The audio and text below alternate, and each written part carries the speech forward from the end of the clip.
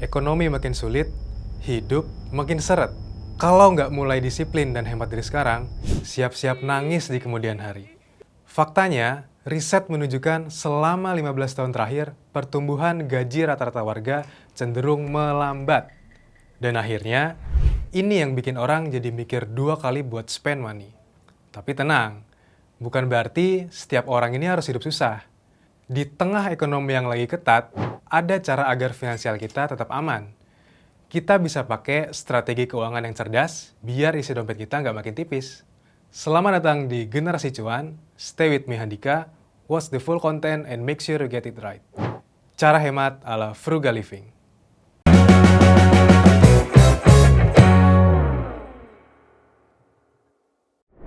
Sejak pandemi COVID-19, konsep hidup hemat tuh semakin populer. Banyak orang yang saling mengajak untuk lebih bijak dalam mengelola keuangan, terutama saat menghadapi perekonomian yang lagi nggak pasti. Tapi jangan salah paham ya, hidup hemat bukan berarti sekedar pelit sama sekali. Lebih dari itu, ini adalah soal bagaimana kita mengatur keuangan dengan cerdas dan memastikan keuangan tetap aman dan stabil di tengah kondisi ekonomi yang tidak menentu. Sampai sini paham ya? Nah, ada lagi nih, tren gaya hidup yang cocok buat si kaum hemat. Frugal living. Ada yang tahu nggak frugal living itu apa? Kalau kalian akhir-akhir ini sering dengar frugal living adalah gaya hidup hemat yang fokus pada pengeluaran yang bijak dan efisien tanpa mengorbankan kualitas hidup. Intinya, hemat iya, tapi hidup jangan jadi susah. Bukan jadi pelit nggak mau ngeluarin ini itu, tapi lebih ke prioritas mana yang jadi kebutuhan. Contohnya, pilih makan di rumah daripada sering jajan di luar.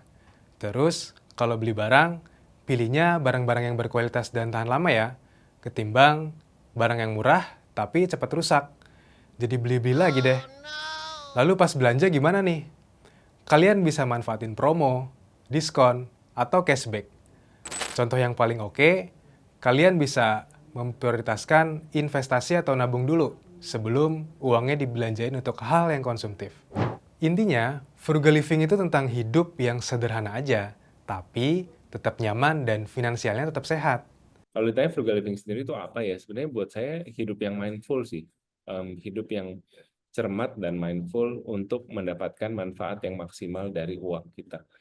Jadi bukan juga soal membeli barang yang paling murah, bukan juga soal membeli peralatan apa ya, kalau beli sepatu yang paling murah harganya, beli baju yang paling murah harganya, bukan. Tapi gimana kita bisa lihat ini dapetin kita maximum value nggak? Kalau paling murah tapi dipakai setahun rusak, mendingan mana? Mendingan beli yang agak mahal dikit tapi mungkin tahan 3 tahun, 5 tahun. Jadi buat saya, kita juga harus lihat value dalam membeli satu barang gitu ya, dalam mengelola uang kita. Anyway, buat gaya hidup frugal living, pada dasarnya ada 3 prinsip dasar yang mesti kalian pahami. 1. Kesadaran finansial. Untuk mulai frugal living, kalian harus bisa pahami dulu apa itu kebutuhan dan apa itu keinginan. Jangan sampai gara-gara diskon, kalian malah belanja yang sebenarnya nggak perlu.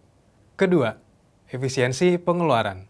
Kalau di awal kalian udah bisa bedain mana kebutuhan dan mana keinginan, mending kalian beli barang yang awet, meskipun ya sedikit agak mahal. Daripada kalian beli barang murah tapi cepat rusak. Ujung-ujungnya malah keluar uang lebih banyak kan? Jadi boros deh. Ketiga, kurangi yang namanya pemborosan. Kalian bisa mulai dari hal-hal kecil, kayak listrik yang jangan boros-boros, jajan yang biasanya sehari sekali jadi seminggu sekali atau 2 kali, dan kalau pakai barang-barang yang masih bisa dipakai, kalian bisa pakai sampai masa pakainya itu benar-benar habis. Kebiasaan ini terbilang kecil, tapi lama-kelamaan bisa jadi habit yang baik. Biar penerapan frugal living ini nggak ugal-ugalan, berikut strateginya. Setidaknya ada 4 langkah untuk memulai frugal living. Catat baik-baik ya. Pertama, atur keuangan dengan ketat.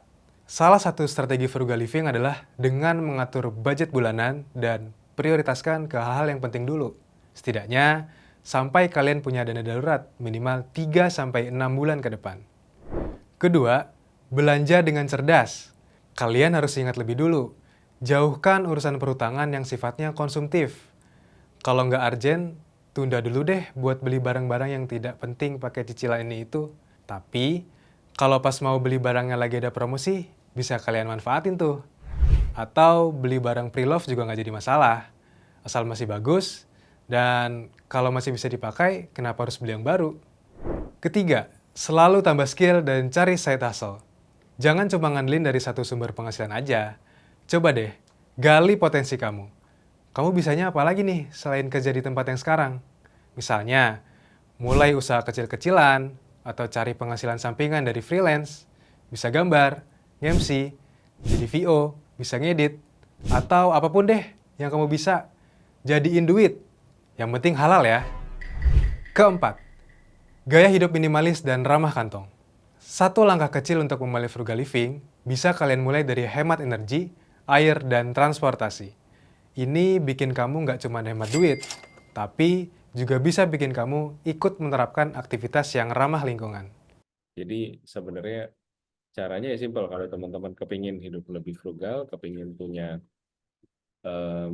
keuangan yang lebih sehat, ya mulailah dengan mengelola apa yang ada di tangan teman-teman. Kalau teman-teman saat ini belum punya budgeting, coba bikin budgeting 3 bulan ke depan. Kalau teman-teman saat ini belum punya laporan keuangan tiap bulan, ya bikin aja, nggak usah canggih-canggih. Pakai Excel bisa, pakai Google Sheet bisa, pakai aplikasi gitu ya. Mungkin Gen Z yang lebih tahu, teman-teman Gen Z yang lebih melek teknologi bisa cari aplikasi yang setiap stroke bisa difoto segala macam, itu juga boleh. Yang jelas kalau sudah mau mulai harus dibangun disiplin. Nah, itu dia tadi, tips untuk berhemat tanpa bikin napas terasa semakin sesak.